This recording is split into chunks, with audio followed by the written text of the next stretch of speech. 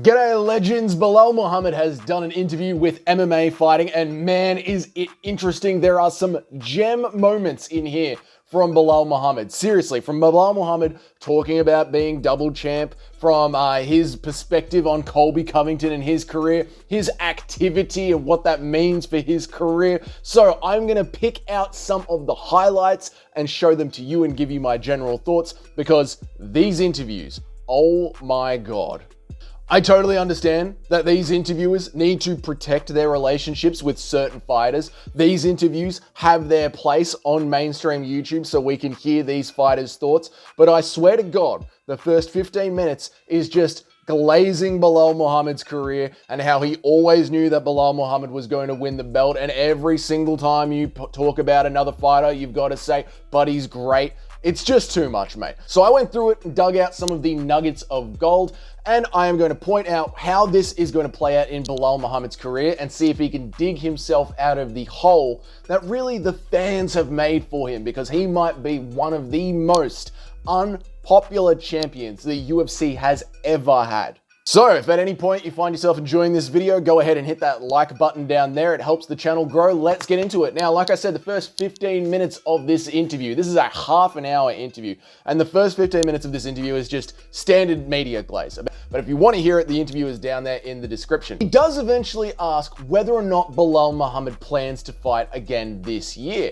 Have a listen to this. So hopefully I get back to training within the next couple weeks. Help Nacho get his fight in September, and then if I can get on that December card, that would be perfect. But I think December, January would be on point. So there you have it. Belal does plan to fight again this year, before the end of the year. This is actually really good. I love this energy from Belal Muhammad, and I have to say it's going to be very interesting to see what the UFC does, whether they oblige him and allow him to stay active, because usually when the UFC have a champion that they really like, they like to hold them off from fighting again so they can maximize the marketing dollars by putting them on advertisements and posters and that kind of stuff. Something like a Leon Edwards, they want to hold back until England, or Sean O'Malley, they want to hold off until the America cards, or DDP, they want to hold him off until the Southern regions. They really have this year slowed down the champions for specific events. So it'll be interesting whether or not he gets the Sean O'Malley, DDP, Leon Edwards treatment, or is he going to get the Aljamain Sterling treatment, the Alexandre Pantoja treatment?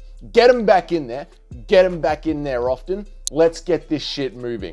That is going to tell us a lot about whether or not Dana White truly believes the media numbers that he is getting back on Belal Muhammad and whether or not there is a future for him. Next thing they talk about is Belal's resume. And Belal has gone on about his resume to the point of nauseum in previous interviews. And the one that they do talk about that irks me the most is the Gilbert Burns win. Have a quick listen. You don't have to be underway. So I had to win 4 more fights to get there, and I had to take a short notice fight against Gilbert Burns. But all right, well, you're gonna just Now, I know in that little clip, he only brings up Gilbert Burns once, but in that preamble of the first 15 minutes, they do bring up the Gilbert Burns wins a couple more times, and throughout this interview when they're talking about the contenders.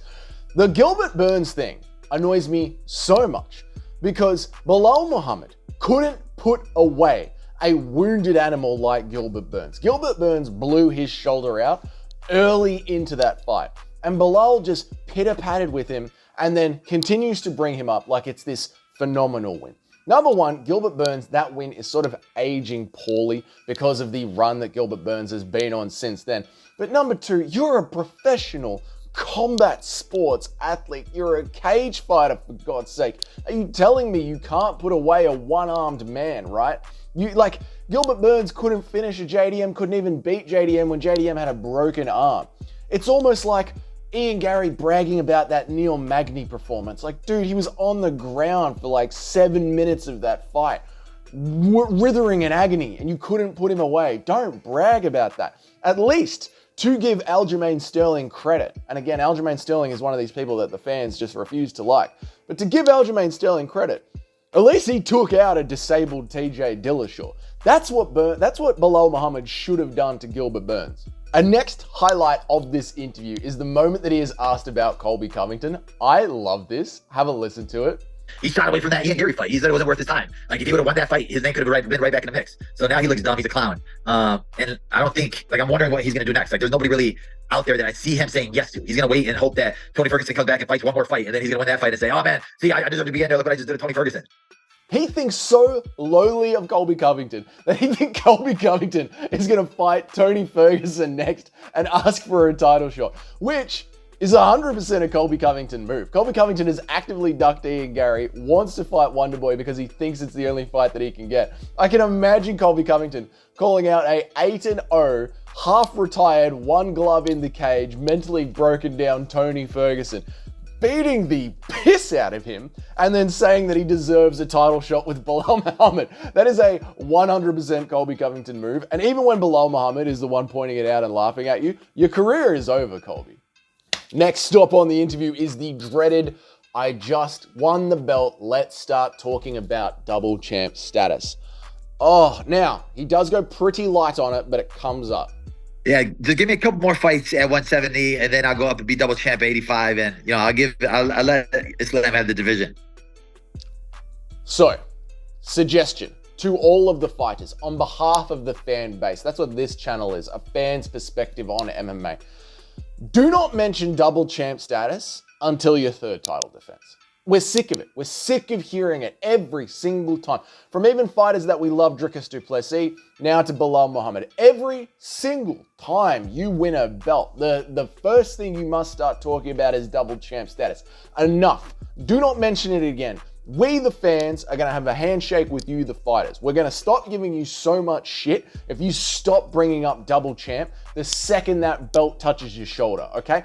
3 title defenses, then you can start bringing it up. It's just not the time, especially when you are in such a stacked division. Now, to be fair, he goes pretty light on it. I think he was saying it tongue-in-cheek, but it's enough. It's enough talking about double champ status. Now, the last thing that I wanted to touch on is Belal's status with the MMA fans. I'm bringing that up here because he wants to be incredibly active and he's talking about fighting everyone in the division. Now, I think that people are going to take parts of this interview out of context where he says there is no #1 clear contender, but what he is asking for is a couple of the contenders like JDM and Shavkat and Ian Gary, who are all vying for title contention. They are all contenders, but to just clear that up a little bit with the meritocracy, and he'll start working through them one by one. But he's also said that he's happy to fight whoever the UFC gives him, but he does want to fight them all. Listen to him talking about that. In my division, I think this division has still got hungry guys in there, and all these names, I want them all on my my pedestal, right? I want them all on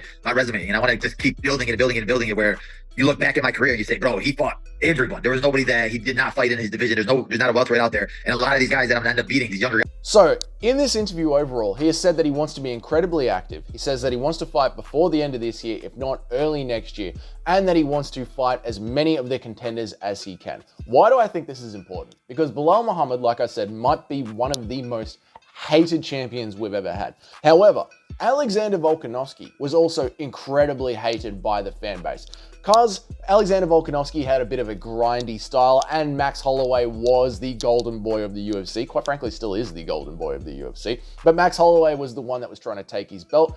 And then there was the second fight with Max Holloway where people sort of thought that was a bit of a robbery. It wasn't, but people thought it was a bit of a robbery. That made the fan base hate Volkanovski, and Volk was able to turn that ship around by dominant performance, and fighting often. Same thing happened with Israel Adesanya, although it might have happened in the other way. But people respected Israel Adesanya, no matter how cringy he is, because of how active that he was. The fans now miss Kamaru Usman.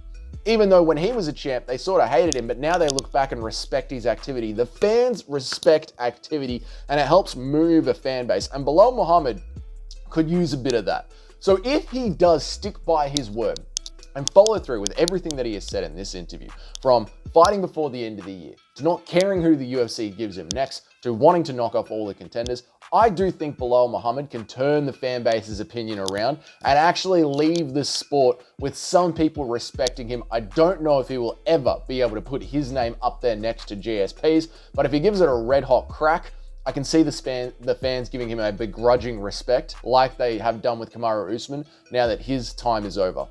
Let me know down there in the comments, what do you think of this highly divisive champion that we have now, Belal Muhammad. Are you a fan? Are you looking forward to his next fight? Who do you think he should fight next? The answer is JDM. But you put it down there in the comments who you think he should fight next. Until then, it is Friday, so you boys have yourselves a great weekend. I will see you on the live stream for UFC Fight Night, Apex 101, 2, 3, 4. Who gives a shit? It is a standard Apex card, but I'll be there live, and I will see you guys then. You guys all have a great day.